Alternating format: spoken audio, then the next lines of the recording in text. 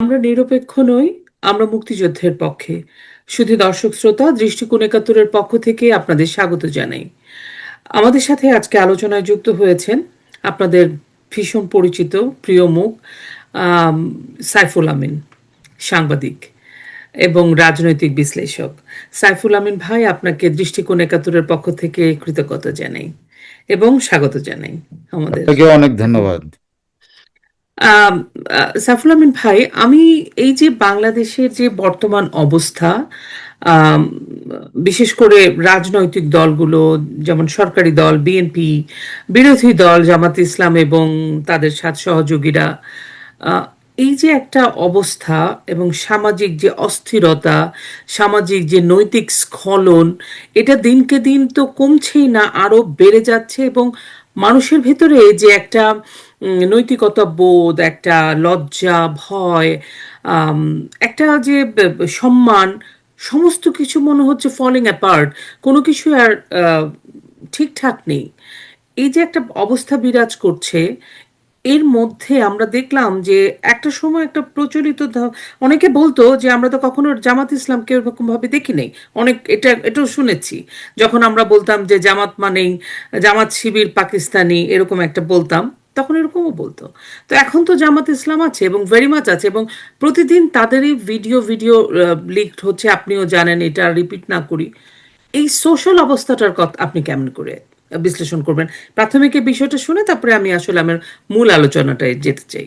মানে আপনি এত বড় একটা মানে সাবজেক্ট আপনি ধরেছেন, আপনি আশ্চর্য হবেন যে আহ, আপনি যে প্রশ্নটা করেছেন এই প্রশ্নটা আপনার কতভাবে উত্তর দেওয়া যেতে পারে। একটা হলো অর্থনৈতিক অবস্থা নিয়ে উত্তর দেওয়া যায়, কিভাবে অর্থনৈতিকটা, কিভাবে সামাজিক ভাবে এই এই অবস্থা এসছে সেটা ব্যাখ্যা হইতে পারে, কিভাবে আমাদের এডুকেশনের এই অবস্থা হয়েছে সেটার একটা আলোচনা হতে পারে। মানে আপনার এমন কোনো সেক্টর ইটস এ নাই যে সেক্টর, ভাস্ট একটা। Vast sector.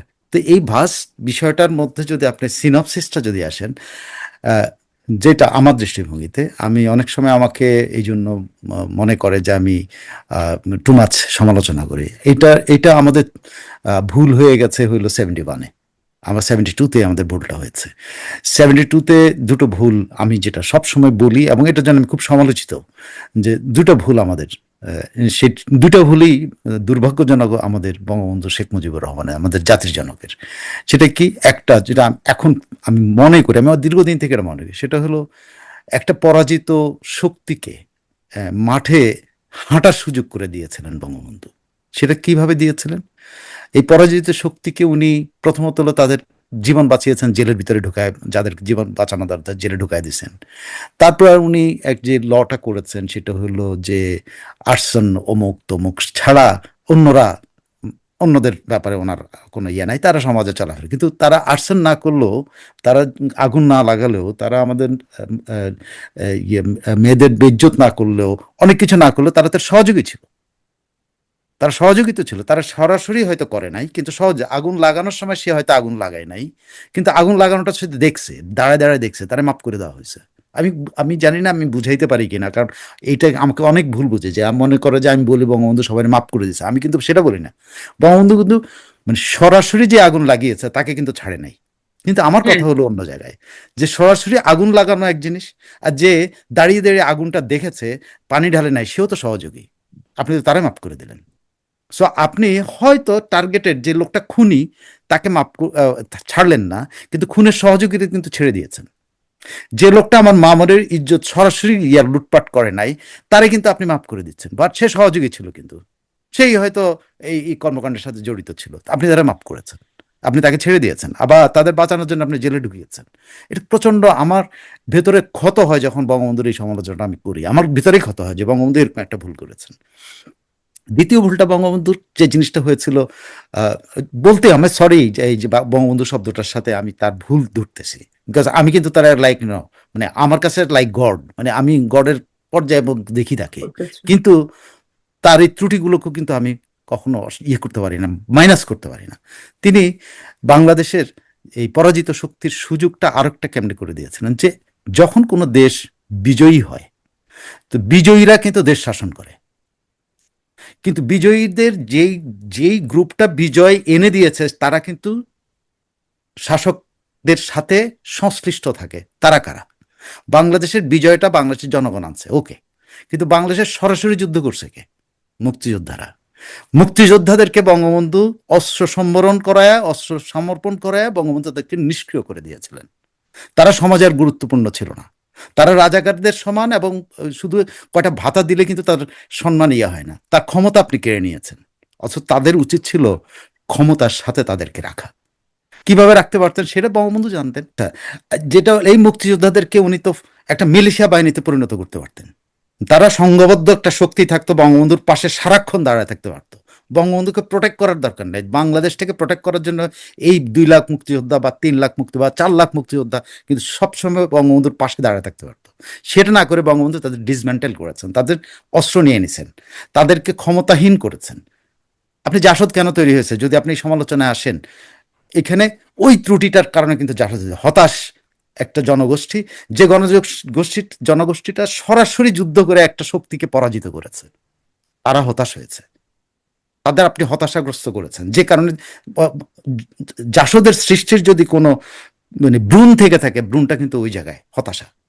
হয়তো কিছু লোক, সিরাজুল আলম খানদের মতো কিছু লোক এই হতাশগ্রস্ত যে মুক্তিযোদ্ধা গোষ্ঠী ছিলেন, তাদেরকে তারা ভিন্ন পথে প্রবাহিত করেছে, তারা তাদের তাত্ত্বিক অবস্থান দিয়ে এদেরকে বোঝান, কিন্তু ওরা কিন্তু তাত্ত্বিক অবস্থান বোঝে নাই। কিন্তু তারা মনে করছে কি আমরা আমরা অল অফ এ সাডেন গুরুত্বহীন হয়ে গেলাম, গ্রামে গঞ্জে সর্বত্র কিন্তু তারা গুরুত্বহীন হয়েছে, অথচ একদিন আগেও কিন্তু তারা গুরুত্বপূর্ণ ছিল, তারাই ছিল মূল ক্ষমতা। ব্যাপারটা কি এরকম?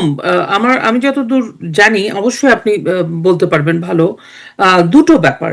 এক, যেমন আপনি যেটা বললেন যে উনি যেমন হত্যা, ধর্ষণ, অগ্নিসংযোগ, এরকম যে 5টা ক্যাটাগরি যাদেরকে উনি আইনের আওতায় এনেছেন, বাকিদেরকে উনি মাফ করে দিয়েছেন, বা সবাই মিলে একটা ডিসিশন নিয়েছে, এটা একটা। আরেকটা বিষয় আপনি যেটা বললেন যে উনি মুক্তিযোদ্ধাদের বলেছিলেন তোরা অস্ত্র জমা দিয়ে যার যার কাজে ফিরে যা। আপনি that should not be the way of a একটা আচ্ছা, শক্তি একদিন আগে ক্ষমতাবান ছিল, জি, একদিন আগে সে সারা বাংলাদেশে তাণ্ডব ঘুরিয়েছে পাকিস্তানিদের বিরুদ্ধে। একদিন পরে সেই শক্তিটাকে যখন আপনি বলেন যার যার ঘরে ফেরত যা, সে কোথায় যাবে বলেন তো দেখি? তখন সে কোথায় যাবে? সে বেকার। সিম্পলি আপনি ধরে নেন, সে তো কোনো কিছুর বিনিময় ছাড়াই যুদ্ধ করতেছিল, সে তো কোনো বিনিময় নাই, সে তো আপনার কাছে বেতন নেয় নাই, কিচ্ছু নেয় না, সে কিন্তু যুদ্ধ করে, সে একটা ক্ষমতাবান হয়েছে, একটা ক্ষমতা ছিল, সে সত্যের জন্য যুদ্ধ করতেছে। সেই সত্যের জন্য যুদ্ধ থেকে আপনি যখন যুদ্ধটা শেষ হলো, আপনি তাকে কোনো কাজে ব্যবহার করলেন না। আপনি তাহলে যার যার ঘরে ফেরত যা মানে মানেটা কি ভাই? আপনি আমাকে বলেন তো, যার যার ঘরে ফিরে কোথায় যাবে সে? সে তো একটা যার কাজে যার ছিল। কাজে ফেরত যায় আর কি। উনি কি কাজ, বলেছেন যে কি কাজ ছিল যার তখন? যে কি পেশা কাজ? ছিল আর না না, কি। কি কাজ ছিল, কি পেশা ছিল? এই মুক্তিযোদ্ধাদের কি পেশা ছিল? নর্মালি কৃষক, শ্রমিক, মজদুর, কিন্তু এনাদের সে তো রিপ্রেজেন্টেশনটা বেশি কৃষক ছিল। শ্রমিক থেকে এলিভেটেড হয়েছে ভাই, খেয়াল করে দেখেন। হ্যাঁ, সে এলিভেটেড হয়েছে, সে একজন মুক্তিযোদ্ধা, তার পরিচয়, সে অস্ত্র নিয়ে যুদ্ধ করছে, পাকিস্তানি হানাদারকে গুলি করে মারছে, এই করছে, ওইটা বিজয় করছে, ওই ক্যাম্প দখল করছে, ওইটা ওখানে এটা করছে, সে ক্ষমতাবান হয়েছে, সে তার কৃষক থাকে নাই রে ভাই। আপনি তাকে কৃষিতে ফেরত দিচ্ছেন, আপনাকে ক্ষেত মজুর বানিয়ে দিচ্ছেন, আপনি তাকে শ্রমিক বানিয়ে দিচ্ছেন। প্লিজ, মানে আমি কিন্তু নেতাকে, আমি বললাম না তাকে আমার গডের মতো মনে হয় যখন তার ভাষণগুলো শুনি, কিন্তু তার কাজের মধ্যে কিছু ত্রুটি ছিল, সেই ত্রুটিগুলোকে ব্যবহার করেছে অপশক্তিগুলি। জাসদ এমনি তৈরি হয় না কিন্তু, জাসদের তাত্ত্বিক কোনো অবস্থানই নেই কিন্তু। বৈজ্ঞানিক সমাজতন্ত্র আবার কিসের সমাজতন্ত্র ভাই? সমাজতন্ত্র তো আমরা, আপনি পড়ছেন, আমরা ছোট পুস্তিকা পড়লে, ছোট ছোট চটির বই পড়লে সমাজতন্ত্র বোঝা যায়, এটার সাথে বৈজ্ঞানিকের কিছু নাই, বিজ্ঞানের কোনো কোনো ব্যাপার নাই, তাই না? এটা তো আমাদের একটা স্লোগান দিয়ে একটা গোষ্ঠীকে ইয়ে করেছে। আপনি তারা কারা? এই গোষ্ঠীটাই কিন্তু স্লোগান দিয়েছে, যেটা পরবর্তী বাংলাদেশের সকল সেই ইয়েতে যান, 74-এর দুর্ভিক্ষ ভুলি নাই ভুলবো না। ওই জনগোষ্ঠীটা কি জানতো না 74-এর দুর্ভিক্ষটা কেমনে হয়েছিল? জানে না? আপনি যদি 50 বছর পরেও জানতে পারি, তারা জানেন, তারা তো তাৎক্ষণিক জানার কথা যে হিরন পয়েন্ট থেকে জাহাজ ফেরত নিয়ে গেছে, সেই গম সাগরে ফেলে দিছে, তারা বাট ইট জানতো তো। ওয়াজ লাইক ক্রিয়েটেড দুর্ভিক্ষ, তৈরি করা। তার তো ওই গোষ্ঠীতে যেই জাসদ এটা তো জানতো, অথচ তাদের এই স্লোগান আজকে পর্যন্ত আপনাকে তাড়া করে, মুক্তিযুদ্ধকে তাড়া করে কিন্তু এই স্লোগানটা, যে আপনি দুর্ভিক্ষ আনছেন মুক্তিযুদ্ধ করে।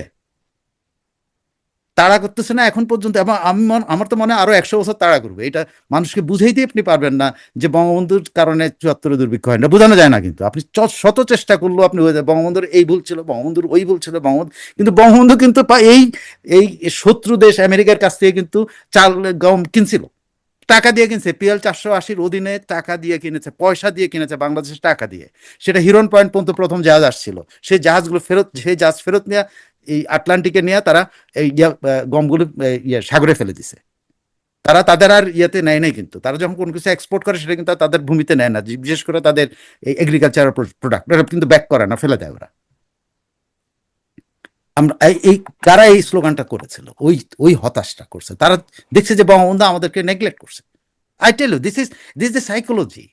আপনি একজন শ্রমিককে বলছেন যে তুমি এখন অস্ত্রটা আমার কাছে দিয়ে তুমি চলে যাও, তোমার ক্ষমতা আমার কাছে সমর্পণ করো, তুমি যাওগা। আপনি তার কর্মসংস্থান করেন নাই। অস্ত্র কি হতে পারতো? একটা মিলিশিয়া বাহিনী হতে পারতো, যা বঙ্গবন্ধুর জন্য পাশে দাঁড়ায় থাকতো। ইশরাত আলম খান রাই কিন্তু লেফটেন্যান্ট হিসাবে দাঁড়ায় থাকতো। কিন্তু কাজী সিদ্দিকীরা যখন দুর্বল হয়েছে, তখন কিন্তু বাংলাদেশ দুর্বল হয়েছে। আমি কাজী সিদ্দিকী, বর্তমান কাজী সিদ্দিকী আমি সমর্থন করি না, কিন্তু কাজী সিদ্দিকী যখন অস্ত্র সমর্পণ করেছে, তখন কিন্তু বাংলাদেশ দুর্বল হয়েছে। কারণ কাজী সিদ্দিকী টাইম ম্যাগাজিনের প্রচ্ছদ হয়েছিল কিসের প্রতীক হিসাবে?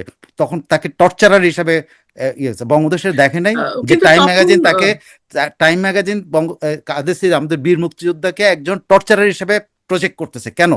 তাদের তো লং টার্ম পলিসি এটা, যে মুক্তিযোদ্ধাদের চরিত্র এরকম করে তারা শেষ করবে। They did it. এবং কাজী সিদ্দিকের এই বিষয় কিন্তু এখন আলোচনা করে অনেকে, হ্যাঁ উনি তো এরকম করে ইয়াদেরকে, বিহারিদেরকে করছে রাজাকার। ওটা একটা প্রপাগান্ডা এস্টাবলিশ করার জন্য। বাট ওইটা তো রাইট কাজ ছিল, কিন্তু ইন্টারন্যাশনাল মেকানিজম, ডিপ স্টেট তাকে এইভাবে প্রজেক্ট করছে যে সে শেষ পর্যন্ত একজন ভিলেনই রয়ে গেল। ঠিক আছে, এবার আসেন আরেকটা পয়েন্ট আপনি বলি। আমি কিন্তু সাধারণভাবে কথাগুলো বলা, যে যদি আপনার দর্শকরা বোঝার হ্যাঁ জন্য। হ্যাঁ, অবশ্যই আমরা চাই একটু আরো আলোচনা। একটা জিনিস আমি আপনাকে বলি। যুদ্ধক্ষেত্রে, যুদ্ধে যখন বিজয়ী হয়, বিজয়ী বাহিনীকে কিন্তু ওই জায়গাতে শান্তি শৃঙ্খলা সবকিছু স্ট্যাবলিশ করার জন্য থাকতে হয়। বিজয়ী বাহিনী যদি ইমিডিয়েটলি মাঠ ত্যাগ করে, তাহলে পরাজিত বাহিনী এসে তো সে মাঠটা কে ফিল আপ করে? পরাজিত বাহিনী এসে ফিল আপ করে। বঙ্গবন্ধু তার জন্মদিনে এই ভারতীয় বাহিনী ফেরত, আমি আজকে বাংলাদেশের মানুষ হয়ে বলছি, ভারতীয় বাহিনী ফেরত দেওয়ার কোনো দরকার ছিল না। অ্যাটলিস্ট 2টা বছর দরকার ছিল না বা উচিত হয় নাই, কোনটা? দরকার ছিল না। ওকে। উচিত, উচিত অনুচিত তো অন্য জিনিস। সেটা তো আপনি তো একটা দেশে এসে দখলদার বাহিনীর মতো থাকবে কেন? এটা তো উচিত থাকবে তো। অনুচিতের প্রশ্ন। মানে বাট আপনার ওটা প্রয়োজনটা প্রয়োজন কি? ছিল না। আপনার প্রয়োজনটা কি? আপনার প্রয়োজন না আপনার ল অ্যান্ড অর্ডার প্রতিষ্ঠা করবেন এখানে আগে, নাকি আপনি রাস্তা ছেড়ে দিবেন যারা একদিন পর্যন্ত 9 মাস পর্যন্ত বাংলাদেশের উপর অত্যাচার করছে, তারা আবার বিচারণ করা শুরু করবে? কোনটা? তারাই তো করছে শেষে। আপনি যখন এই বাহিনীকে সরাই নিছেন, ফিল আপটাকে আপনি মুক্তিযোদ্ধার হাতে অস্ত্র নিয়ে নিছেন, আপনি ভারতীয় বাহিনীকে সরাই দিয়ে দিচ্ছেন, আপনি কার জন্য এই বিচরণ ক্ষেত্র বানিয়েছেন? 1 বছরের মধ্যে বঙ্গবন্ধুর বিরুদ্ধে যেই পরিমাণ প্রোপাগান্ডা হয়েছে, সেটা ঠেকাইতে পারছে? 79-তে যুদ্ধের পরে মাত্র 8 বছরের মাথায় বাংলাদেশের সবচেয়ে বেশি ইউনিয়ন পরিষদ চেয়ারম্যান নির্বাচিত হয়েছে সাবেক জামাত, সাবেক মুসলিম লীগ, সাবেক নেজামি ইসলামের লোকেরা। জানেন এটা? 79-এর যে ইউনিয়ন পরিষদ নির্বাচন আছে, সেটা স্ট্যাটিস্টিক্স বাইর করে, অল আর এক্স, মানে অ্যান্টি বাংলাদেশ এলিমেন্টস। কেন হয়েছে? কারণ আপনি বিচরণ ক্ষেত্র বানানো, ওদেরকে অবাধে চলার সুযোগ দিয়েছেন। এবার আসেন আরেকটা সেক্টরে, আপনি যদি আরো একটা গ্রামে গঞ্জে দেখেন আজকের পরিবেশ কি। এই যে জামাতে যখন খুন দর্শন করতেছে, এগুলো কিন্তু ব্যাপক প্রচার হচ্ছে না? তখন কিন্তু এরকম ব্যাপক প্রচার হয়েছিল, কিন্তু এই জামাতিরা এই কর্ম করে, মানে মৌলবীরা সব জায়গায় কিন্তু কোণঠাসা ছিল, এই কাঠমোল্লারা সব জায়গায় কিন্তু কোণঠাসা ছিল তখন। কিন্তু বঙ্গবন্ধু যখন ওই সুযোগটা করে দিলেন তারা বাড়িতে আবার ফেরত আসতে পারে, তখন তারা কি করছে? চুপটি করে বাড়িতে আসছে, বাড়িতে এসে মসজিদের ইমাম হয়েছে, নাহলে মুয়াজ্জিন হয়েছে, হয়ে তারা তাদেরকে আবার স্ট্যাবলিশ করছে। মাত্র 8 বছরের মাথায় তারাই কিন্তু সারা বাংলাদেশে ইউনিয়ন পরিষদ নির্বাচনের সবচেয়ে সংখ্যায় বেশি ছিল, এই কাঠমোল্লারা। এই মসজিদের মুয়াজ্জিন, মসজিদের মেম্বার, অমুক তমুক, মানে তারা হলো সততার প্রতীক। এই 8 বছর আগে যে লোকটাকে এই গ্রামের মধ্যে নির্যাতন করেছে, সেই লোকটা হয়ে গেল ওই ওই অঞ্চলের নেতা। এগুলো কার ভুল রে ভাই? আপনি জিয়া রহমানের অনেক দোষ দিতে পারবেন, কিন্তু ত্রুটিটা কোথা থেকে শুরু হয়েছে? ত্রুটি কোন জায়গায়?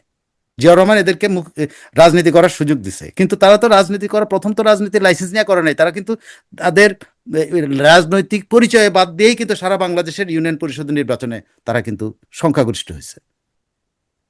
এগুলো এগুলো এই স্ট্যাটিসগুলো বাইর করে দেখতে পারেন আপনারা, মানুষ দেখা উচিত।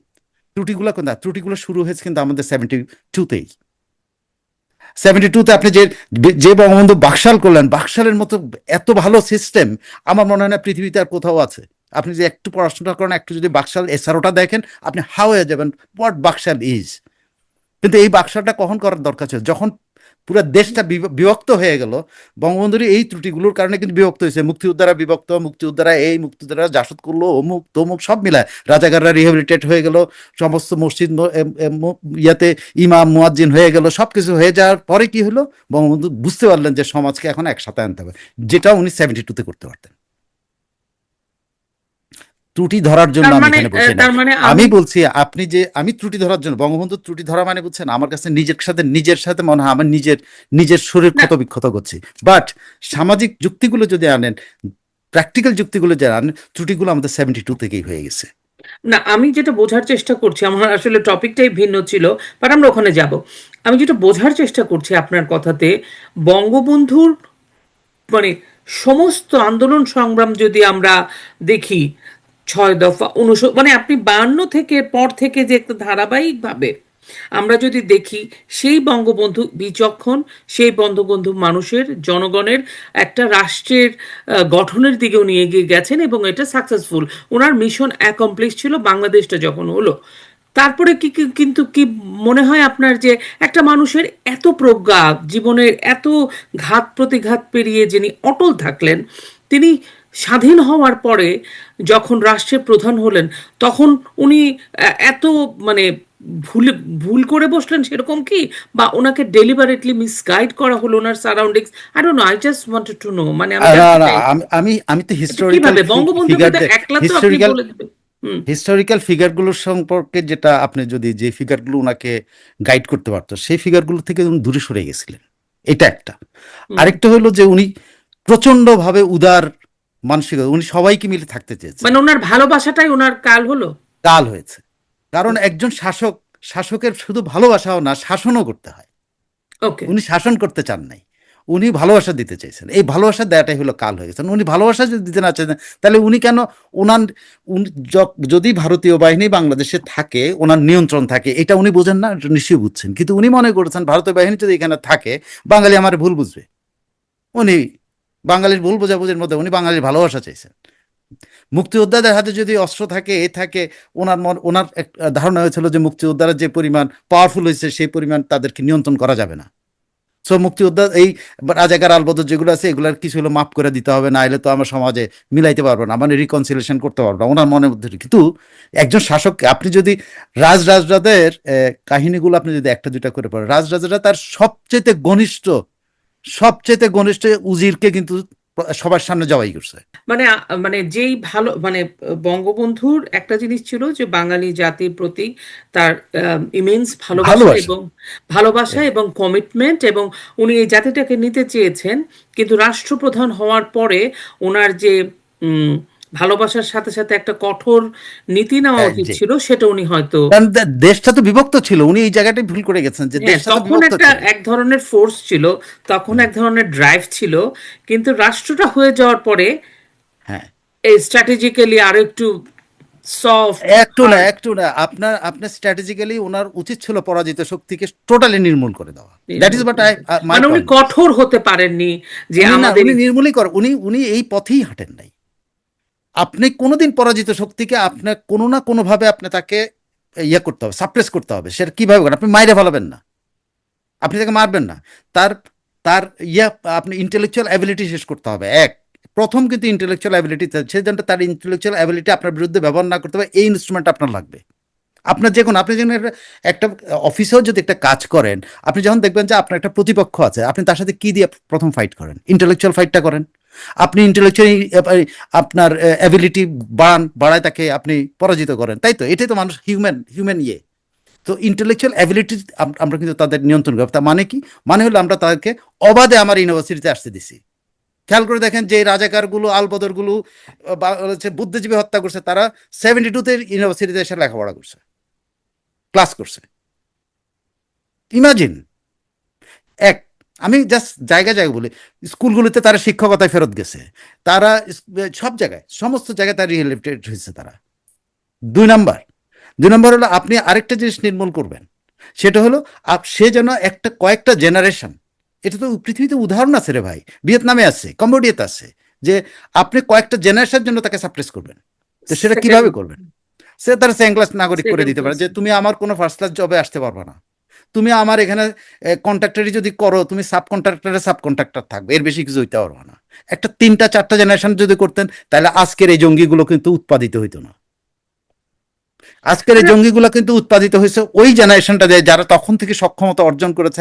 আমি যেটা বলছি, অনেক মানে এরিয়া ধরে ইকোনমিক্যালি তারা স্ট্রং হয়েছে। আপনি দেখেন কতগুলি ব্যাংক তাদের, খেয়াল করে দেখেন কতগুলি ব্যাংক। তারা সব সেক্টরে স্ট্রং, ইকোনমিক্যালি, এডুকেশনালি, ইসলামের তারপরে নাম হেলথ ব্যবহার করে কতগুলি সেক্টর। ব্যাংক আছে, ইসলামের নাম ব্যবহার করে কতগুলি ব্যাংক আছে, জাস্ট চিন্তা করেন। Health sector, health sector, education, education, edu হ্যাঁ, আপনি তাদের কতগুলি প্রশাসন। সেন্টার আছে। হ্যাঁ, প্রশাসনে তো তারা পরে গেছে, কিভাবে গেছে আপনি কতগুলি দেখে আপনাকে উদাহরণ দেয়। আপনি ওদের কতগুলি কোচিং সেন্টার আছে আপনি জানেন? তারা, আপনি বাইরের একটা ছেলে, সে ধরনের একটা ছেলে আর্মিতে জয়েন করার জন্য তাকে তো অনেকগুলো টেস্ট দিতে হয়। একটা হলো তার প্রাথমিক টেস্ট একটা দিতে হয়, তার পরীক্ষা, লিখিত পরীক্ষা দিতে হয়, তারপর তাকে আবার শারীরিক পরীক্ষা দিতে হয়। আপনি জানেন এরা তাদের কোচিং সেন্টারের আড়ালে এই শারীরিক শারীরিক প্রশিক্ষণটা দিত, যাতে তাদের একটা ছেলে যেন ওখান থেকে শারীরিক পরীক্ষায় ফেরত না আসে, গ্রাউন্ড টেস্টিং থেকে ফেরত না আসে। গ্রাউন্ড টেস্টিংটা কিন্তু নাম্বার 1। আপনি এমনি প্রাইমারি এমনি একটা দিল, রিটার্ন একটা দিল, এগুলো কিন্তু কিছু না, এখান থেকে এগুলো এগুলো জাস্ট বাছাই পড়ো, কিন্তু মূল কিন্তু হলো গ্রাউন্ড টেস্ট। এই গ্রাউন্ড টেস্টটা তারা কিন্তু একটাও তাদের ফেল করতো না। ফোকাস নামে একটা অর্গানাইজেশন আছে, তারপর আরো অনেকগুলো আছে শিবিরের। এরা তাদের এই প্রশিক্ষণ ইনস্টিটিউটের আড়ালে তারা কিন্তু এই ট্রেনিং গুলা দেয়। কেউ আমরা খেয়াল করেছে আমাদের সরকারগুলো? খেয়াল করে এটা আজকে না, কিন্তু সেই থেকে শুরু হয়েছে, যে জিয়াউর রহমানের আমল থেকে তারা কিন্তু আস্তে আস্তে আস্তে আস্তে এই জিনিসগুলো তারা ক্যারিকুলাম বাইর করছে। কি ক্যারিকুলামে ওখানে গ্রাউন্ড টেস্ট হয়, কেমনে বের হলো, কারা বের করছে? আর্মির ক্যারিকুলামটা কিভাবে বের হলো? মানে তারা খুব বের করছে, সংঘবদ্ধ একটা নেটওয়ার্ক। নেটওয়ার্ক তারা তৈরি করছে। আচ্ছা, আর্মিতে তারা কেন এখন এত বেশি ভাই? এই কারণেই তো তাদের লোকরা ট্রেনিং মানে নিয়ে, মাল্টি। তারা ট্রেনিং নিয়ে যাচ্ছে। আর একজন সাধারণ ঢাকা ঢাকা কলেজের একটা স্টুডেন্ট ইন্টারমিডিয়েট পাশ করে, সে কিন্তু কোনো ট্রেনিং ছাড়া যায় পরীক্ষা দিচ্ছে। আর তারা ট্রেনিং নিয়ে যায় পরীক্ষা, তো কে টিকে? যতই মেধা থাকুক, ওই বেটা টিকে। আহ, এবার একটু অন্য প্রসঙ্গে আসি, এটারই আসলে ধারাবাহিকতায় এই যে আহ, জামাতের রাজনীতি, আপনি বললেন যে তখন একটা গ্রাউন্ডটা তৈরি হয়েছে। আই অ্যাগ্রি, ডিসঅ্যাগ্রি, আপনি যেভাবে বললেন আমাদের দর্শকরা এটা কিভাবে নেবেন সেটা তারা জানেন। এই যে গ্রাউন্ডটা তৈরি হলেও কিন্তু ধীরে ধীরে ধীরে ধীরে বাংলাদেশের আজকের যে অবস্থা, এটা তো আজকে না, আমরা ধীরে ধীরে দেখলাম যেন জামাতকে খুব একটা সমাজে একটা শ্রেণী খুব স্বাভাবিকভাবেই নিচ্ছে, এবং তাদের মাঝখানে আমি এই 2 বছরে শুনলাম, আমরা বিএনপি দেখেছি, জামাত দেখেছি, বিএনপি দেখেছি, আওয়ামী লীগ দেখেছি, আর জামাতকে দেখতে চাই, তো জামাতকে তারা এখন দেখছেন। তা আমার প্রশ্ন, যে কোনো পলিটিক্যাল পার্সনকেও যদি জিজ্ঞেস করা হয় জামাত কি, একটা কথাতে আওয়ামী লীগ বলেন, যে কোনো দল বলবে তার জামাত যুদ্ধাপরাধী। এছাড়াও জামাতের যে গঠনতন্ত্র, আমাদের যে সংবিধান, জামাতের রাজনীতির সাথে বাংলাদেশের সংবিধান বা বাংলাদেশ কেন সাংঘর্ষিক, এটাকে আপনি আমাদের দর্শকদের একটু বলবেন? যে জামাত যুদ্ধাপরাধী তো আছেই, এটা তো তাদের একটা বড় অপরাধ, এবং এই অপরাধের তারা কোনো মার্জনাও চায়নি, কিন্তু জামাতের যে মূল গঠনতন্ত্র, তার সাথে আমাদের আমি পার্থক্যটা কি? গঠনতন্ত্রের বিশ্লেষণটা বাদ দিয়ে আপনাকে শুধু নামের বিশ্লেষণটা করি। নামের ইসলাম নাম, বিশ্লেষণ। ইসলাম নাম নিয়ে কেন সংগঠন হবে? Why Bangladesh allowed this thing? Islam is a religion. তারা ইসলাম নাম নিয়ে কিন্তু রাজনীতিটা করছে বাংলাদেশে। বাংলাদেশ কি স্বাধীনতা যুদ্ধের আগে দেখে নাই যে ইসলাম নিয়ে যারা রাজনীতি করছে তারা কি করে? তাহলে সেখান থেকে শিক্ষা নিতে পারে না যে ইসলাম শব্দ তুমি রাখতে পারবে না? কিন্তু তারা কি করেছে? শুধু সংগঠন করে, আমি নামের জন্য বলছি, তারা শুধু জামাতের পাশে ইসলাম রেখে ইসলাম বিক্রি করে নাই, তারা ব্যাংকের পাশে ইসলাম রেখে ইসলাম বিক্রি করছে। আপনি বহু মানুষ পাবেন। আপনার হয়তো আপনার বাবা বা আপনার কি বলে এই ওই বয়সের আমার ধরেন রিটায়ারমেন্টে যারা গেছে আজ থেকে 10 বছর 15 বছর আগে আপনি যদি তাদের কাছে খোঁজ নেন, 20 বছর আগে খোঁজ নেন, আপনি আশ্চর্য হবেন।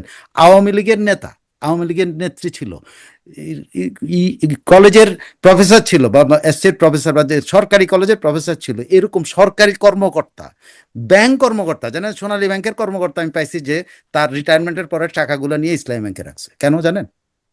ইসলাম নাম আছে এই জন্য। তা আপনি জামাতের এই যে ধরেন পূর্ব একবার সুপরিকল্পিতভাবে ইসলামটাকে যে তারা ব্যবহার করছে, আমরা রাষ্ট্রীয়ভাবে কোনোদিন এটা বুঝে দেখছি যে আমরা এই জিনিসটা দেব না? আমরা যখন দেখেন ইসলামী ব্যাংকের এই যে ইসলামী ব্যাংকের যে আলোচনাটা কিন্তু বঙ্গবন্ধুর আমলের, জিয়াউর রহমান হয়ে কিন্তু পরে ইসলামী ব্যাংক কিন্তু এক পর্যায়ে কিন্তু একটা ইন্টারন্যাশনাল ব্যাংকিং ব্যবস্থার অধীনে ছিল, মানে আরব দেশগুলোর এর মধ্যে ফান্ডিং করেছিল। ইসলাম শব্দটা ওখান থেকে তারা ব্যাংকের ওই ভাবে তারা ঢুকেছে, বঙ্গবন্ধুর আমলেই ঢুকেছে। কিন্তু এই প্রস্তাবগুলো কিন্তু বঙ্গবন্ধুর আমলের, ওআইসির মাধ্যমে, তখন হয় নাই। প্রস্তাব ছিল বঙ্গবন্ধুর আমলে। হ্যাঁ, প্রস্তাব, কিন্তু ওটা হয় নাই। কিন্তু হয়নি। পরবর্তীতে আমরা এটা পিক করে নিছি। সেই সময় তো বঙ্গবন্ধু এইটুকু আমার ধারণা বুঝতে পারছিল যে ভাই এইটা হবে না। এইটুকু আমার ধারণা বঙ্গবন্ধু বুঝতে, এটা করা যাবে না। তাজউদ্দিন বুঝতে পেরেছিল এগুলো করা যাবে না, ইসলাম ব্যবহার করতে দেওয়া যাবে না। কিন্তু জিয়াউর রহমান এসে দেখলেন যে তার দরকার হলো ইসলাম ব্যবহার করা, সো উনি বিসমিল্লাহ রহমানের রাহিম লাগাই দিলেন। যার যেটা প্রয়োজন আমাদের, যেই নেতা যখন আসছে, শুধু তো বঙ্গবন্ধুর সময়টা এটা শুরু, যেটা আমি বলেছি বঙ্গবন্ধুর একটা সার্বিকভাবে বঙ্গবন্ধুর ত্রুটিটা আপনার ধরি আমরা। কিন্তু এই যে ইসলামাইজেশন, এইটা তো বঙ্গবন্ধুর ত্রুটি না। এই ত্রুটিটা কিন্তু ধারাবাহিকভাবে জিয়াউর রহমানের আমল থেকে পরবর্তীতে হয়েছে। তারপরে এরশাদ। এর সাথে এটাকে চূড়ান্ত ব্যবহার করছে সে, চুল। এবং সেটা চূড়ান্ত ব্যবহার করার পরে খালেদা জিয়া এটার সাথে ঠিক ছিলেন, শেখ হাসিনা ওটার সাথে ছিলেন। শেখ হাসিনা, আমি তো মনে তো আপনি তো আপনি আমি বলি যে এরশাদ এটা ইয়ে করছে, কিন্তু আমি তো মনে করি আমাদের শেখ হাসিনা এটা সবচেয়ে বেশি ইয়ে করছেন। রাষ্ট্র, আপনি মসজিদ হবে ফাইন, মসজিদ হলো একটা দাতব্য প্রতিষ্ঠান, সে দাতব্য প্রতিষ্ঠান কারা দিবে? জনগণ করে, বা এলাকায় কে করছে যারা।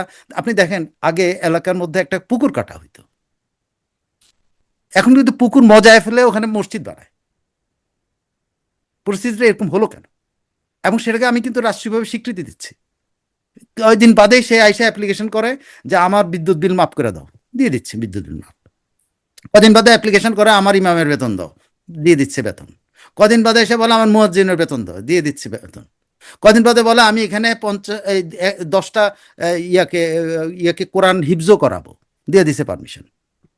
কদিন বাদে যে হিফজো পড়াবে তার বেতন দাও, দিয়ে দিচ্ছে বেতন। কদিন বাদে বলে আমি এখানে এতিমখানা খুলবো, দিয়ে দিচ্ছে পারমিশন। আপনি বলেন তো দেখি কোন জায়গায় আপনি রাষ্ট্রীয়ভাবে আপনি বলছেন যে না এটা করা উচিত না, এটা আমার দরকার না, আমার রাষ্ট্রের টাকা খরচ করে আমি এই কাজগুলি করবো না। এই নীতিমালা হয়েছে? শেখ হাসিনার আমলে তো আপনি ওই যে যেখান থেকে মাইক দিয়ে শেখ হাসিনার ক্ষমতাচ্যুত ঘটানোর জন্য মাইক ব্যবহার করছে, যেসব মডেল মাস্টার, সেগুলো কার তৈরি? শেখ হাসিনার তৈরি না?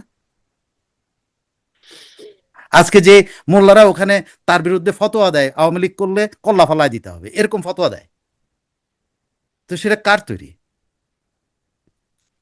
নীতিমালা রাষ্ট্রের, যিনি রাষ্ট্রে যারা চালাবে, যেই চালায় তার তার একটা সুদূর প্রসারী নীতিমালা থাকতে হবে, যে নীতিমালার অধীনে তিনি এমন কিছু জিনিসে বাধা দিবেন যেটা রাষ্ট্রের জন্য ক্ষতিকারক হবে। আমি আপনাকে উদাহরণ দিয়ে বলতেছি, মসজিদগুলো ঠিক এবার আমি বহু জায়গায় এগুলো কিন্তু অনেক সময় রিপোর্টিং এর জন্য এইসব জায়গায় দেখে আসছি কিভাবে একটা মসজিদ প্রতিষ্ঠিত হয়।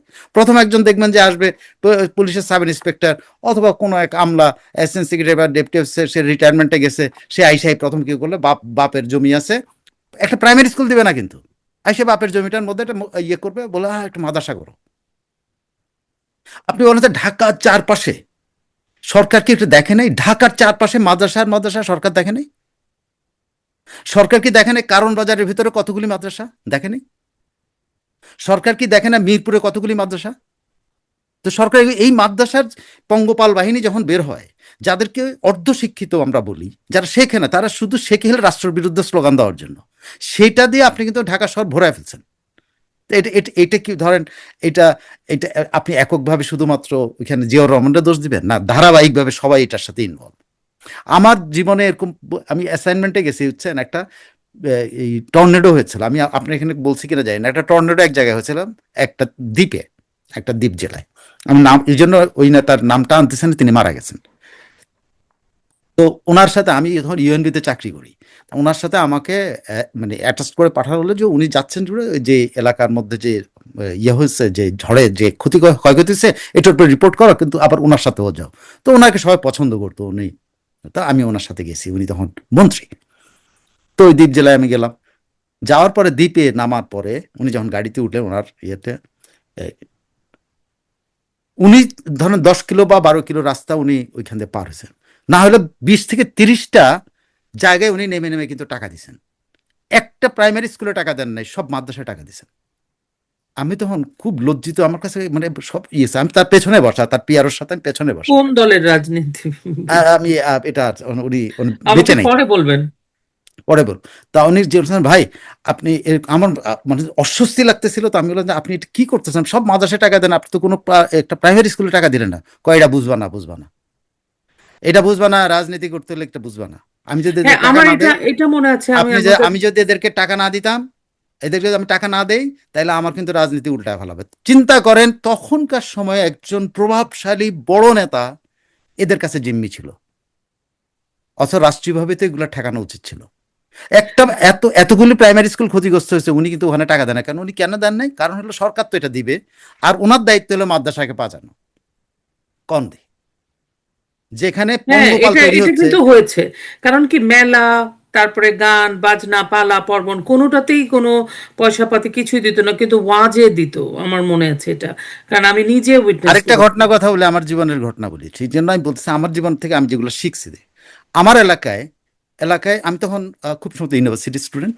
আমার এলাকায় ইয়ে হচ্ছে কি বলে, ইয়ে হবে কি, ওয়াজ হবে। তো আমরা জানতে পারলাম যে ওয়াজের প্রধান ওয়াজকারী হবেন হলো মাওলানা সাইদি। ব্যাস, আমরা যারা ইয়াতে আছে আমরা এটা প্রতিবাদ করলাম, না সাইদি এখানে আসতে পারবে, কারণ আমরা সাইদিকে তখন ছিল হলো স্বাধীনতা বিরোধী, আর ওরার ছিল হলো ওয়াজকারী হিসেবে। সাইদি তখন হেভি পপুলার, হ্যাঁ, যেখানে যায় সায়েদির ওয়াজ করে। বলছি। তো পুরো রাস্তার মধ্যে প্যান্ডেল বানায় এটা করছে। আমরা বলছি আমরা এটা ইয়ে করবো, কি বলে, যে এটা প্রতিবাদ করবে, এটা আমরা হইতে দেবো না, এটা বলছি। বলার পরে কি হয়েছে জানেন? আগের দিন আমি বাইরে থেকে আসছি সন্ধ্যার সময়, সন্ধ্যার পর পর। তখন ওখানে যে অল্প কয়টা তখন মিনি বাস চলতো আর কি। তো মিনি বাসে করে নামছি। নামার সঙ্গে সঙ্গে আমারে ধরছে, যেটা বলছে চলো থানা যাই। কেন থানা যাবো? আমরা তখন কেয়ার করি, থানা তো এগুলো আবার অত বেশি পাত্তা বুঝতে, কেন আমরা কোনো অপরাধ করি না, আমাদের কেউ কিছু থানায় নিয়ে যাবে কেন? যাইতে হবে একটু। বলে কেন? তো বলে চল থানায় চল। তো গেলাম, যাওয়ার পর আমাদের বললো, 2-3 জন আমাদের কি করলো, বললো যে কালকে যে ইয়া হবে, কি বলে, ওয়াজ হবে, সেখানে আশেপাশে তোমাদের দেখতে চাই না। এটা নিশ্চিত। মানে ওই এলাকার কাউন্সিলর কিন্তু, তখনকার কমিশনার কিন্তু একজন আওয়ামী লীগের। সে আমাদেরকে এই ইয়েতে পাঠাই দিছে, যারা আমাদেরকে মুসলেখা দিয়ে আমরা চলে আসছি। এরপর আবার কি হয়েছে, পরের দিন আমরা তো আর কে শুনে নাকি, তখন আমরা ওইসব পুলিশের সব বাধা বোধা কে শুনে। আমরা ঠিকই সন্ধ্যার সময় ঠিকই আমাদেরকে ধরে নিয়ে গেছে, ওয়াজ শেষ হওয়া পর্যন্ত আমাদেরকে ধরে রেখে দিছে। মারামারি করে নাই, বসায় রেখে দিছে, যাইতে দেয় নাই। ওয়াজ শেষ হবে, গভীর রাতে এটা ওয়াজ কোন শেষ হচ্ছে। ইয়ারের দিকে? পারহ্যাপস এটা এরশাদ আমল। কিন্তু ওই কমিশনার, যে কমিশনার তাকে দাওয়াত দিয়েছে, তিনি কিন্তু আওয়ামী লীগের। তিনি কিন্তু আমাদেরকে, আমরা যেন প্রতিবাদ না করতে পারি। সো দেখেন, সামাজিকভাবে এই ঘটনাগুলো ঘটেছে। এটা শুধুমাত্র ওরা ইনফিলট্রেট করছে সামাজিকভাবে। ওরা কমিশনারের মাথায় ঢুকছে যে উনি হলেন সবচেয়ে ভালো আজকের, সুতরাং ওনাকে নিতে হবে। সাইদিকে ওখানে নিয়ে গেছে কমিশনার, তার কমিশনারের ভোট বেড়ে গেছে। পপুলার হয়েছে, পপুলার কমিশনার। আচ্ছা, আমি তাহলে এই প্রসঙ্গে একটা কথা জিজ্ঞেস করি। এই যে মনে করেন, এটা তো একটা ধারাবাহিকভাবে আপনি যদি বলেন, মানে ড্যামেজ আর কি, ভয়ঙ্করভাবে আমাদের ফাউন্ডেশনটাই ড্যামেজ হয়ে গেছে। কিন্তু এই যে অ্যাট দ্য সেম টাইম একটা বিশাল ফোর্স, যেটা আপনি বঙ্গবন্ধুর ক্ষমা করে দিয়েছেন, সেটা নিয়ে যদি আমরা বলি, এখনো কিন্তু দেখবেন যাদেরকে আমরা লাল বদর বলি, বা যারা 24-এ এবং এখনো এটাকে ক্যারি ফরওয়ার্ড করছে, এটাকে জাস্টিফাই করতেছে, এবং তারা দেখছে, আম, এবং অনেকে এটার মধ্যেও ছিল যাদেরকে আমরা সোসাইটিতে চিনি জানি, যারা একদম সুশীল সমাজের অংশ এবং তরুণ প্রজন্মের একটা অংশ। কিন্তু অনেকে কিন্তু আবার বলে এই লাল বদরদের তো ভুল করে চলে গেছে, মাফ করে দাও। মাফের প্রসঙ্গ কিন্তু এখনো আবার আসতেছে। এটা গেল একটা প্রশ্ন, আমি জানতে চাই আপনি এটাকে কিভাবে দেখেন। অ্যাট দ্য সেম টাইম এখন যে এই যে একটা ঝামেলা হয়ে গেল, এই যে জামাতের যে স্বরূপটা উন্মোচিত হয়ে গেল, খারাপের মধ্যে হয়তো একটা ভালো জামাতকে এটা বাংলাদেশের নারী পুরুষ শিশু সবাই বুঝতে পারছে, এবং মাদ্রাসাগুলোতে কি হয় সমস্ত কিছু বুঝতে পারছে। তাহলে এই যে বিষয়টার মানে সমস্যা বললেন, সমাধান কি হবে, কিভাবে হতে পারে? সমাধান লাল বদরদের যেটা আপনি বলছেন, আমি লাল বদরটা শুনে তারপরে এটা শুনতে চাই। আচ্ছা, লাল বদর ব্যাপারটা আমার কাছে যে দৃষ্টিভঙ্গি, আমার দৃষ্টিভঙ্গি হলো যে আপনি আমরা বলি না যে 16 ডিভিশন বলে অনেক সময়, যে হ্যাঁ, 16 ডিভিশন 16 আমাদের ডিভিশন। হ্যাঁ, 16 ডিভিশন কেন বলা হয়? 16 ডিভিশনের তাত্ত্বিক ব্যাখ্যাটা কি? এটা কিন্তু এমনি মুখে মুখে সবাই 16 ডিভিশন বলে, কিন্তু একটা তাত্ত্বিক ব্যাখ্যা আছে। কিন্তু 16 ডিভিশন তাদেরকে বলা হয় যারা 16 তারিখে রাস্তায় নেমে বিজয় উদযাপন করেছে, এদেরকে বলে 16 ডিভিশন। তো 16 ডিভিশন আপনি কিন্তু আহ, ওই দৃষ্টিভঙ্গিতে দেখতে পারেন যে 16 ডিভিশন আসলে ইয়ে না, কেন যে অ্যাক্টিভ ইয়া না, কি বলে, মানে আন্দোলনকারী না। এরা হলো উদযাপন করতে নামছে, যেন বাচ্চারা কান্দে করে ঘুরে বেড়াইছে। কিন্তু যে লুটপাট করছে তা না, সে না, কিন্তু তার কথা আমি বলছি না। কিন্তু বাচ্চারা কান্দে লইয়া বাংলাদেশের পতাকা লাগাইয়া উৎসব করছে, সে অবুজ উৎসব যেটাকে বলে, এটার বলে আমি ফিফথ ডিভিশন আমি বলি, এই যে 5ই অগাস্টের ডিভিশন যেটা। এইটার ব্যাপারে আমার মনে হয় ক্ষমা সুন্দর দৃষ্টিতে থাকাটা ভালো। কেন ভালো? আপনি সব উকুন বাঁচতে পারবেন না। আর এরা সরাসরি কিন্তু আপনার ইয়ার সাথে কি বলে, উৎখাতের সাথে জড়িত না, এরা হলো তারা গো উইথ উদযাপনের দ্য সাথে। ফ্লো। হ্যাঁ, উদযাপনের সাথে জড়িত। সব দেখবেন সমস্ত কিছু তো উদযাপন। যেমন গণ আদালতে বেশিরভাগ তো উদযাপন করতে গেছে, কয়জন গণ আদালতের আদর্শের সাথে ছিল? বেশিরভাগ তো ওখানে গেলে বাচ্চা কাচ্চা নিয়ে ওখানে খিচুড়ি খাইতেছে, এই করতেছে, উৎসবের আমেজে। কিন্তু গণ আদালত, আমি দৃষ্টিভঙ্গির কথা বলছি, যে দৃষ্টিভঙ্গিতে আপনি ওখানে গণ আদালতের মূল অর্গানাইজার এবং ওরা ওরা হইলো আসল, যারা সবসময় ওখানে থেকেছে। কিন্তু যারা প্রতিদিন আনন্দ করতে গেছে, আপনি কি তারা গণ আদালতের আদর্শের লোক মনে করেন? দেখতে তো গেছে অনেকে। তো সেরকম ফিফথ ডিভিশন যেটা যেটা ফিফথ অগাস্ট ডিভিশন যেটা যেটা ধরেন রাস্তায় ঘুরে আনন্দ করছে, ফুর্তি করছে, টিকটকার করছে, নাচছে, হ্যাঁ, এগুলো করছে, এদেরকে আপনি কিন্তু যে যে ফিফথ অগাস্টের আগে মিছিলকে আমন্ত্রণ জানাইছে, আমরা এখন ফ্রি করে বলছে তুমি আসো, সে তো অ্যাকশন আছে।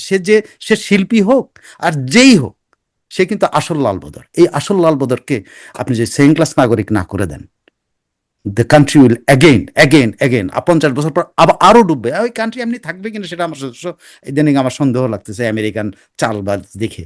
এই দেশটার এই ধরনের সার্বভৌমত্বের কাঠামো থাকবে কিনা, এটা আমার এখন যথেষ্ট সন্দেহ হয় এখন। কিন্তু আপনি এদেরকে যদি মাফ করে দেন, দেন উই আর গন। এদেরকে এদেরকে মাফ বার করে দেন। করবে কিভাবে, খুঁজবে, আলাদা করবে কিভাবে? এখন ইলেকট্রনিক যুগ, এভরি ইলেকট্রনিক যুগ। সিঙ্গেল আচ্ছা, এভরি এভরি সিঙ্গেল গ্রামে আপনি এই অ্যাক্টিভ অ্যাক্টিভ অভ্যুত্থানকারীগুলোকে আপনার নাম লিস্ট করা সম্ভব। এভরি সিঙ্গেল, সম্ভব। আমি বারবার বলতেছি, যে লোকটা গ্রামের হাটে গিয়ে উৎসব করছে, আপনি তারা ধরার দরকার। সে উৎসব করতে গেছে বেসিক্যালি, মানে সেও মজা পাইছে, মজা নিচ্ছে। সে শেখ হাসিনার ইয়াতে সেও কিন্তু বিকৃত মজা নিচ্ছে। তো বিকৃত মজা নিচ্ছে, কিন্তু সে কিন্তু অ্যাক্টিভ পার্টিসিপেন্ট না, মানে উৎখাতের সাথে অ্যাক্টিভ পার্টিসিপেন্ট। সে আর্সেনের সাথে জড়িত না, সে পুলিশ মারে নাই। কিন্তু যারা আর্সেনের সাথে জড়িত, যারা অ্যাক্টিভলি মানুষকে পিটাইছে, যারা মুক্তিযোদ্ধাদের উপর অত্যাচার করে, যারা বাড়িঘর জ্বালিয়েছে, no one should be spared. মানে জ্বালিয়েছে মানে কি, আগুন ধরেছে, যে এই কথা বলছে বঙ্গবন্ধু যেটা বলছে, যে আগুন ধরেছে শুধু তার বিচার হয়েছে, যারা সাথে ছিল তার না, এটা যারা সাথে ছিল তাদেরও বিচার করতে হবে। ওকে। That's my. এদেরকে যে কোনো মূল্যে বিচারের আওতায় আনতে হবে, এবং এদেরকে সেকেন্ড ক্লাস নাগরিক করে দিতে হবে প্রজন্মের পর প্রজন্ম ধরে, যাতে একটা দেশে থাকে, উদাহরণ থাকে, যে এই ধরনের জঙ্গি উত্থান ঘটালে বা এই ধরনের অভ্যুত্থান করলে এই পরিণতি হয়, এটা শাস্তি হতে হবে। আর এই যে টোটাল বিষয়টা আপনি যেটা একটু আগে একটু করে বললেন, আপনার টাইম আমার মনে আছে জি, 45 বলেছেন, আরো 3 মিনিট। তো এই যে একটু করে আপনি বললেন যে দেশ থাকে কিনা সেটা নিয়ে, এই সার্বভৌমত্বের এই মডেলটা এইভাবেই থাকে কিনা এটা নিয়ে আপনি ইদানিং একটু শঙ্কা বোধ করছেন। এবং এক যে আম, এখন যে বিভিন্ন আহ, মার্কিন যুক্তরাষ্ট্রের গুরুত্বপূর্ণ ব্যক্তিরা বাংলাদেশে টাইম টু টাইম ভিজিট করছেন, হ্যাঁ, এবং মার্কিন যুক্তরাষ্ট্রের একটা রমরমা দেখতে পাচ্ছি। তো এই অবস্থাতে আসলে আমরা আসলে কিভাবে, আপনার মনে হয় যে আমরা সবকিছু আবার ঠিক করতে পারবো বা ফিরবো কিভাবে, আপনি কি মনে করেন? বাংলাদেশে আপনি সশস্ত্র বিপ্লবের কথা আমি বলি না, কারণ আমি সশস্ত্র বিপ্লবী না, আমি বেসিক্যালি মনের ওকে। দিক থেকে আমি আচ্ছা। সাংস্কৃতিক বিপ্লবে বিশ্বাস করি। বাংলাদেশের সাংস্কৃতিক বিপ্লব বলতে বাংলাদেশে একটা গণ অভ্যুত্থান করতে হবে, যে গণ অভ্যুত্থানে বাংলাদেশের সার্বভৌমত্ব ডিক্লেয়ার্ড হবে, মানে 71-এ যেভাবে ডিক্লেয়ার্ড হয়েছে, এখানেও কিন্তু আরেকটা ডিক্লারেশন দিতে হবে, we are not your servant. এই যে আমরা সার্ভেন্ট না কারো, এই গণ অভ্যুত্থানটা বাংলাদেশে হতে হবে। যদি এই গণ অভ্যুত্থান বাংলাদেশে না হয়, বাংলাদেশ, আপনি বলতে পারেন এটার কি বলবো আমি জানি না, এটা অনেকে বলে করদ রাজ্য, অনেকে বলে অঙ্গরাজ্য, অনেকে এটা বলে, অনেকে সেটা। যদিও বাঙালিরা যদি, বেশিরভাগ বাঙালি এখন আমেরিকা যদি এটাকে অঙ্গরাজ্য ডিক্লেয়ার করে, বেশিরভাগ বাঙালি খুশি হবে। তো হোক, কিন্তু বাংলাদেশ যদি সত্যি স্বাধীন হতে, আরেকটা গণ অভ্যুত্থান লাগবে, একটা রিয়েল গণ অভ্যুত্থান লাগবে, যে গণ হবে। অভ্যুত্থানের মাধ্যমে হতে হবে। এই গণ অভ্যুত্থানের মাধ্যমে বাংলাদেশ তার, এইটাকে আমি বলবো সেকেন্ড রিপাবলিক ঘোষণা করা। This is our second Republic. আমরা সেকেন্ড রিপাবলিক ঘোষণা করতে হবে, যে আমরা কারো অধীনস্থ থাকবো না, কোনো চুক্তি আমরা মানি না। এটা যদি না করে, জনগণের শক্তি নিয়ে নিয়ে কোনো সরকার কিন্তু এগুলার থেকে বিরত হয়। তারেক বলেন আর শেখ হাসিনা যদি ফেরতও আসেন, এই যদি নিয়মতান্ত্রিক, মানে এই যে ভোট টোট করে যদি শেখ হাসিনা ফেরত আসেন পাশে, তার পক্ষে এই আমেরিকার এই যে চুক্তি মুক্তি, এগুলো থেকে বেরোনো সম্ভব না। এটা একটা গণ অভ্যুত্থান লাগবে, যে গণ অভ্যুত্থানের মধ্যে আপনি সারা পৃথিবীতে যারাই আপনার উপর যে শৃঙ্খল মানে চাপিয়েছে, সেটাকে আপনি অস্বীকার করতে হবে। দ্যাট ইজ, আমার কাছে এটাই সলিউশন মনে হয়। আচ্ছা, আমি একদম শেষ 1 মিনিটে বলেন, আমার 1 মিনিট আছে। এই যে পল কাপুর আসলেন, এখন মিস্টার গোর আসবেন, কি নাম ওনার? Sergio Gor. Sergio Gor. Mister Gor আসবেন, এবং প্রত্যেকবার যখন ওনারা আসেন, তখন দুইটা শিবিরেই দুই ধরনের কথা চাউর হয়। কেউ আওয়ামী লীগ শিবিরে বলা হয় যে আসবেন সমস্ত কিছু ফিক্স করতে, কিন্তু আপনি আমি যতটুকুন বুঝি, আমরা যেহেতু এদিকে থাকি, মার্কিন যুক্তরাষ্ট্র তাদের ইন্টারেস্টটাই আসলে বোঝে। আপনি এই সার্জিও গোরের এই ভিজিটটাকে কি বিশেষ কিছু দেখছেন? সার্জি গোরের এই সফরটা যেটা হলো, এটা মূল গেঞ্জামটা, এটা গেঞ্জামের কারণে উনি আসছেন।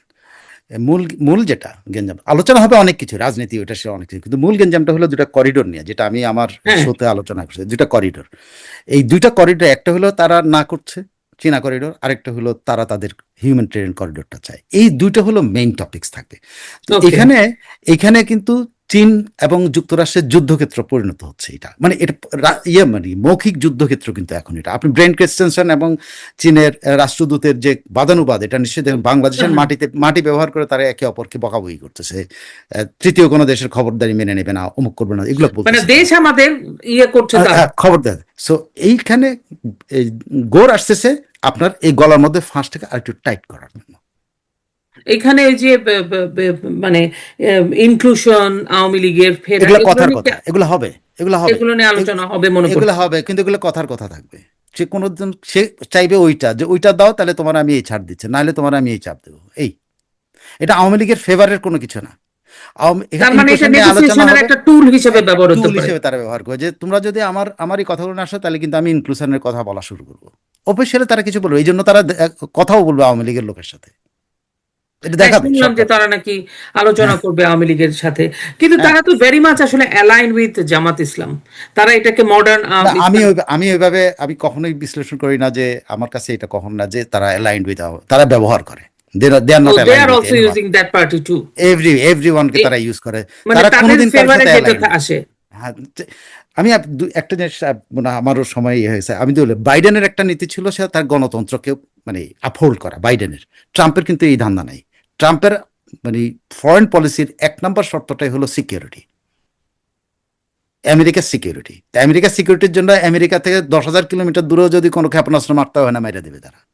সো আপনার এখানে তাদের কোনো মিত্র নাই কিন্তু, তারা যখন যাকে পারে অন্যের বিরুদ্ধে ব্যবহার করবে। এখন আওয়ামী লীগের সাথে তারা যোগাযোগ করবে বিএনপিকে সাইজে রাখার জন্য। জামাত টামাত এগুলো কিছু না তাদের কাছে, জামাতের যখন দরকার, যতটুক দরকার তোরা। কিন্তু আবার একটা জিনিস আমি বলি, জামাতের উপরে তারা খড়গস্ত হবে যখন জামাতকে, এই যেইভাবে জামাত চিত্রিত হচ্ছে, এইটা যখন আরো বাড়বে, তখন কিন্তু জামাতের ব্যাপারে তারা মুখ খুলবে। জামাতকে তারা ছাড় দিবে না, কারণ জঙ্গিপানা কিন্তু বাইডেন অ্যাডমিনিস্ট্রেশন বা কোনো আমেরিকান কোনো অ্যাডমিনিস্ট্রেশন, তারা জঙ্গিদেরকে ব্যবহার করে, বাট তারা জঙ্গিপনাকে তারা, জঙ্গিবাদের। হ্যাঁ, না, পক্ষে নাই, তারা ব্যবহার করবে তাদের প্রয়োজনে।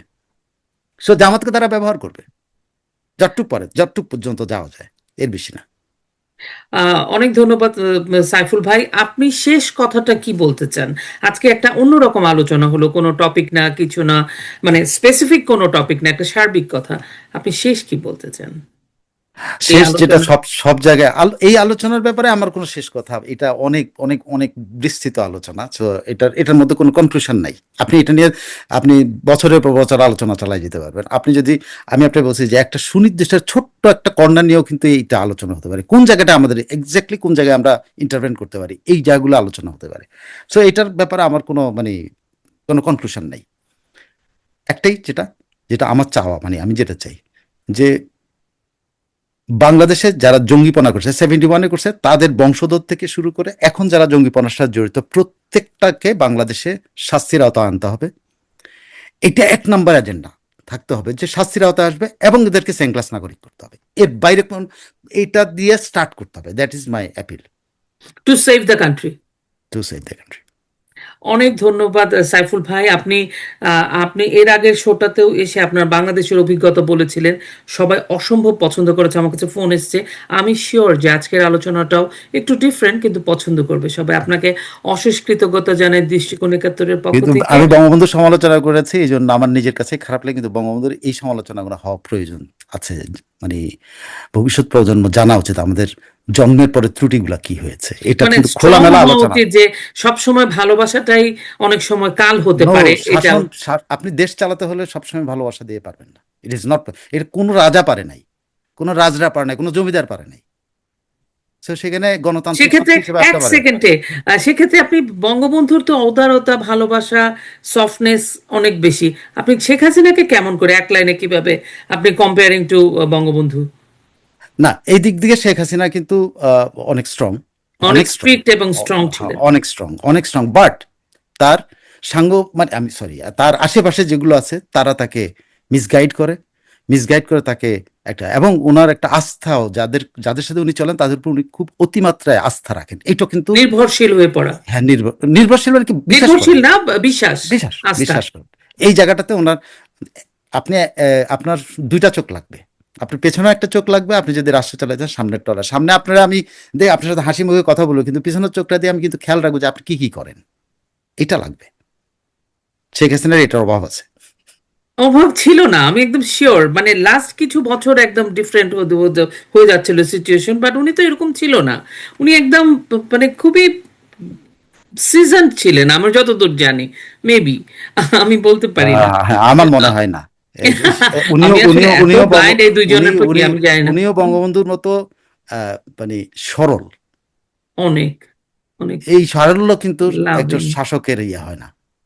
সারল্য দিয়ে উনি, উনি যে ওনার মধ্যে যে আপনি বলে না যে ওনারে বোনের মতো লাগে, ওনারে খালাতো বোনের মতো লাগে, ওনার মামাতো বোনের মতো লাগে, ওনাকে এরকম লাগে, ওনাকে ওরকম লাগে, এই লাগে তো। এই হ্যাঁ, না, এই জায়গা থেকে ওনার বেরোনো খুব প্রয়োজন। বুঝেছি। উনি যাদেরকে সন্তানের মতো করে পাশে রাখছে, সেই জঙ্গি, এই আর্টিফিশিয়াল ইন্টেলিজেন্সের ট্রেনিং দেওয়া মেয়েগুলি কিন্তু ওনার বিরুদ্ধে রাস্তায় নামছে। তার পাশের ছবি কিন্তু সব বাইর করেন। সমস্ত নাট্য অভিনেত্রীগুলো যেগুলো তার এই যে তাকে ব্যবহার করছে, তারা কিন্তু তার জন্য রাস্তায় নামে, তার এই সারল্যের কারণে। ওনাকে সবাই বোন মনে করে, তাকে শাসক মনে করতে হবে। ভবিষ্যতে তাকে শাসক হইতে পারে, বোন হওয়ার কোনো দরকার নেই রে ভাই। বাংলাদেশ যদি মুক্ত করতে হয়, এটা একটা ভালো একটা ইয়ে বলছেন, ভবিষ্যতে শাসক হতে হবে, সবসময় বোন না হলেও হবে। অনেক ধন্যবাদ দরকার সাইফুল নেই, আমিন ভাই। হ্যাঁ, আপনি ভালো দরকার নেই। থাকবেন। শুধু দর্শক, আমি জানি আজকের আলোচনাটা আপনাদের খুবই পছন্দ হবে। আপনারা ভালো থাকবেন, সাবধানে থাকবেন, আপনার বাড়ির কন্যা শিশুটির দিকে খেয়াল রাখবেন। সবার জন্য শুভকামনা। জয় বাংলা, জয় বঙ্গবন্ধু।